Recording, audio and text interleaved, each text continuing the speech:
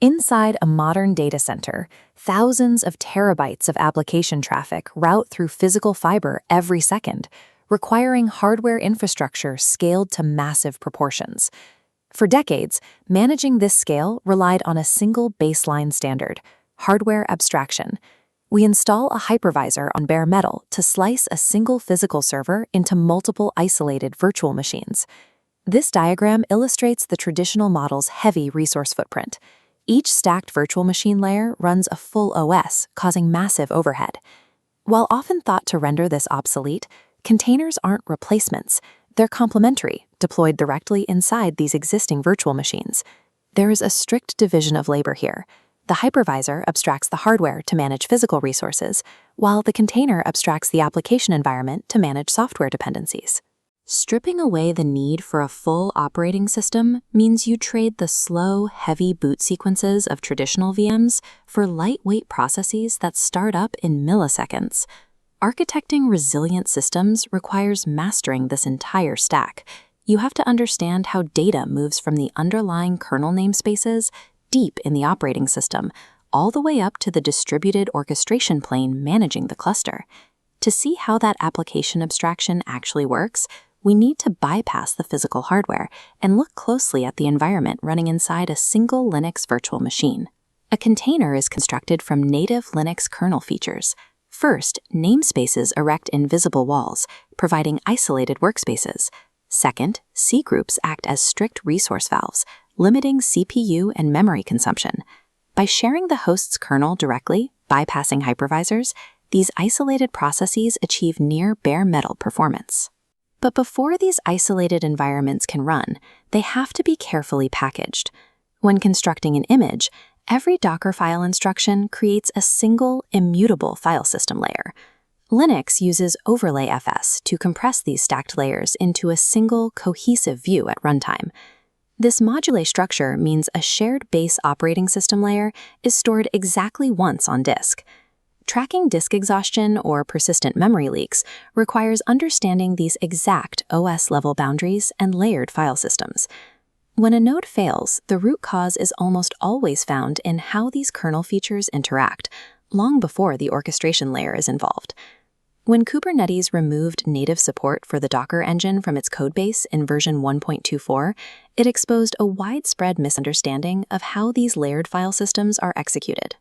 The ecosystem survived this shift cleanly because of the Open Container Initiative, or OCI, a standardization framework designed to decouple the building of an image from the running of an image.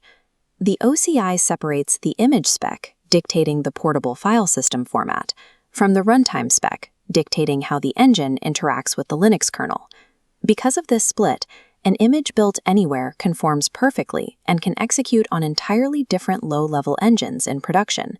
You choose the runtime stack that fits the environment. Containerd is a CNCF graduated project and the default Kubernetes runtime. It manages snapshotting and pulls the images, then relies on a low-level tool like runc to actually start the container. Alternatively, CRIO strips out all extraneous features. It is purpose-built exclusively to answer API requests from Kubernetes, which significantly minimizes the attack surface. In Red Hat environments like RHEL or CentOS, administrators often prefer Podman, which uses a daemonless and rootless architecture to run containers without requiring a long-running privileged process. OCI compliance guarantees that images run identically across all conformant tools. You can swap the underlying execution engine out entirely without altering a single Kubernetes manifest or rewriting application code. If a physical rack in an enterprise data center loses power entirely, the orchestration plane must detect the hardware failure and relocate the containerized applications before users experience downtime. Kubernetes achieves this resilience through an infinite asynchronous control loop pattern. Controllers inside the cluster run this loop indefinitely, driven by API watches. They observe the current state of the infrastructure, diff it against your declared desired state, act to fix any discrepancies, and repeat. Running this control loop continuously requires extreme high availability. A production cluster runs 3 or 5 control plane nodes behind a central load balancer. Because the API servers are stateless, they serve requests simultaneously. The load balancer can distribute traffic freely, without sticky sessions. But the cluster's state data is not distributed freely. It is stored in etcd, a highly consistent distributed key value store. etcd uses strict mathematical consensus to elect a leader and prevent a split brain scenario, where different nodes issue conflicting commands. A strict majority of nodes must be healthy to elect that leader. You never run an even-numbered control plane. In a 3-node cluster, one node can fail. The remaining 2 active nodes constitute a quorum. The cluster still maintains a voting majority and remains fully operational. If a second node fails, the cluster enters read-only mode to protect data integrity. A 5-node cluster scales this math, requiring 3 healthy nodes for quorum, which allows it to securely tolerate 2 simultaneous hardware failures. This specific algorithmic consensus allows failed nodes to trigger rescheduling and deleted pods to be recreated without a system administrator ever intervening at 3 a.m. When manual intervention is required, efficient diagnostics rely on mapping your CLI commands to the exact correct layer of abstraction. At the application layer, a failing pod requires kubectl describe pod. You check event logs for immediate issues like image pull errors or resource exhaustion. If the pod is running but unreachable, the failure is in the middle network layer. You run kubectl get endpoints to verify IP assignments, check internal DNS resolution, and audit your network policies for blocking rules. If a node reports as not ready, you bypass Kubernetes entirely and drop to the base operating system layer. Running journal control-u kubelet will surface the kernel-level issues that are paralyzing the host. Mastering this stack follows a distinct professional progression. Start with the CKA for administration, advance to the CKS for security, and the CKAD for application development.